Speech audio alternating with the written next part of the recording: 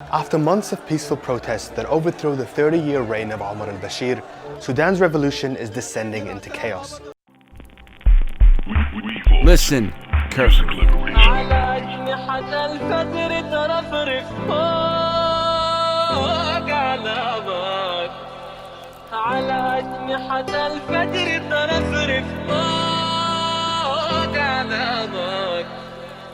Assalamu alaikum, brothers and sisters. Big Haas here. And today I am coming at you with a very, very special audio interview, or actually just a statement that I've asked my good friend Rozan Ahmed, who is a visionary, creative. She's a writer, humanitarian, a pioneer.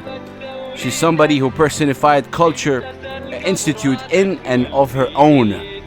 One that combines the artistic vision with a social impact. She's from Sudan, and she's somebody who I trust. Her vision, her opinion is truly remarkable. And without further delay, what's happening to my brothers and sisters in Sudan? I'm from Saudi Arabia, and I'm a human being that believes in good, authentic vibes. I've always loved my Sudanese people, always.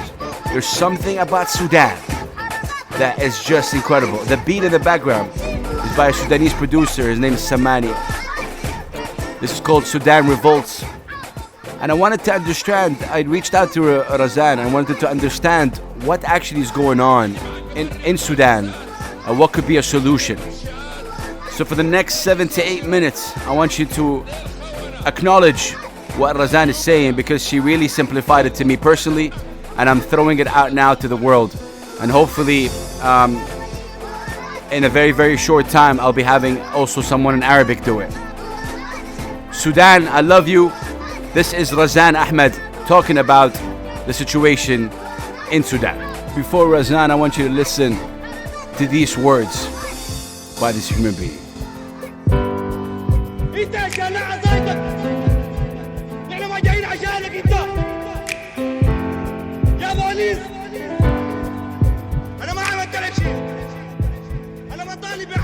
Oh man. In the background, the voice says, أنا مطالب بحقي، مطالب بلقمة العيش. I'm demanding my right. I'm demanding. For me, it's just really sad to hear something like that, for real. But at the same time, I admire the resistance and the soul of my brothers and sisters in Sudan, and how they're taking a stand socially and on the ground. So that without further ado, this is Rozan Ahmed explaining and simplifying the situation as much as possible. Listen up.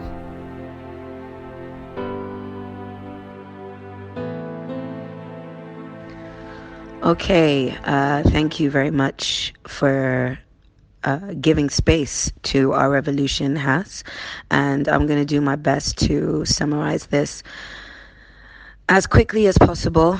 7 months of historic, legendary, tragic, beautiful, inspiring revolution into a couple of minutes. Okay, so in short, in December 2018, the revolution in Sudan kicked off. It's also important to know that this is Sudan's third revolution. We are deep in revolt. We understand what it means to peacefully demand civil liberty, and we have successfully ousted a number of iron fist dictatorships from government rule. So, in December, it all kicked off. Protests all over the streets, not just in Khartoum, but in surrounding cities. The people demanded a change in leadership. They wanted Omar al-Bashir, our former president, out. They wanted their civil rights and human rights to be met. They wanted to end the violence that was continuing across the country and has been for over 30 years, and is also the primary cause of our country's divide. Now we have Sudan and South Sudan, because over 2 million South Sudanese people were murdered by the exact same government. Darfur has also seen a number of atrocities by the exact same leadership that are now asserting their power on our country. It's because that these military representatives that essentially work hand in hand with the former president, Omar al-Bashir, it's because they continue to assert their power and insist upon leading a country they have destroyed, that the people of Sudan have sustained an incredible resilience against them and against them ruling the country. It's because of that that we're now 7 months deep in a revolution that has nothing to do with Instagram, that has nothing to do with Twitter, that has nothing to do with hashtags and posts. It has everything to do with a people that have united, that have come together, and that have literally laid their bodies on the line for the liberty of their land. Now, because of this resilience, the current military leadership, who have taken over the transitional phase, they are known as the Military Council, headed up by Hameti and Al-Burhan. It's because of the Sudanese people not giving up that they decided last week to wage hell upon the city of Khartoum. They completely dispersed and dismantled what became a sit-in area for the protesters. It was located right outside the military headquarters, and it became what I guess one of the nicknames was Freedom Square. It became a space for cultural revival, for artistic expression, music, peace, unity. It was beautifully well organized by the people, and it was thriving. It was a thrive in resilience, in revolution, and in renaissance. So the military council and their RSF soldiers, who are also known as the Janjaweed, this is a term that people are familiar with because it is the Janjaweed that also committed atrocities in Darfur. They came in, they murdered, they beat down, they burnt alive, they raped, they threw dead bodies into the Nile, and basically everything inhumane you can imagine took place.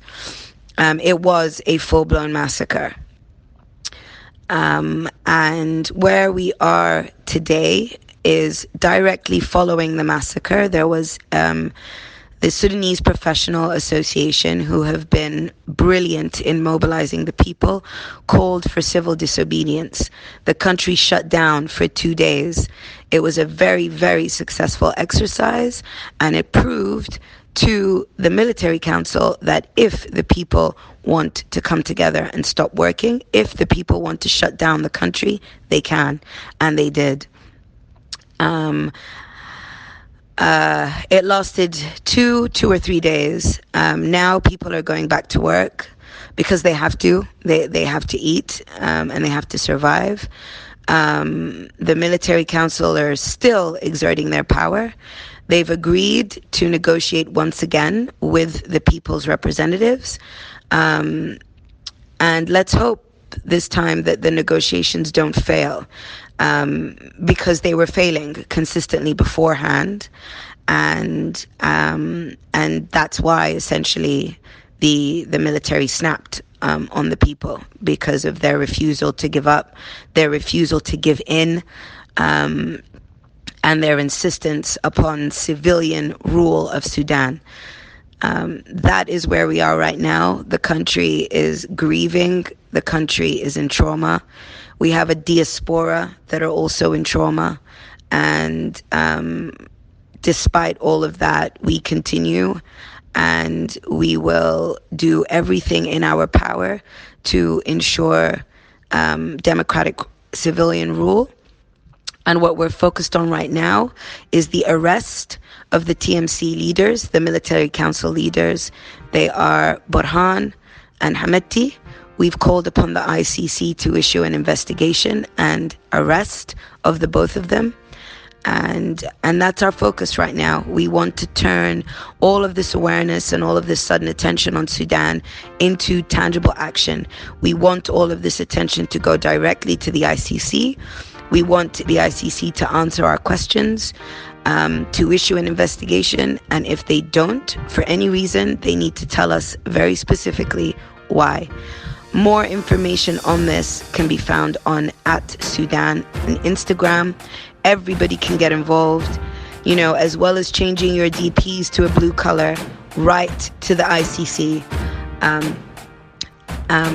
Exert your voice and direct your voice towards the only hope we have towards finally ending this hell.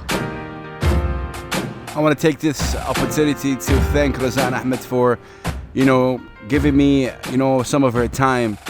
And I want to also take this opportunity to tell anybody who's listening to this, if you're from Sudan, I'm with you. We're with you.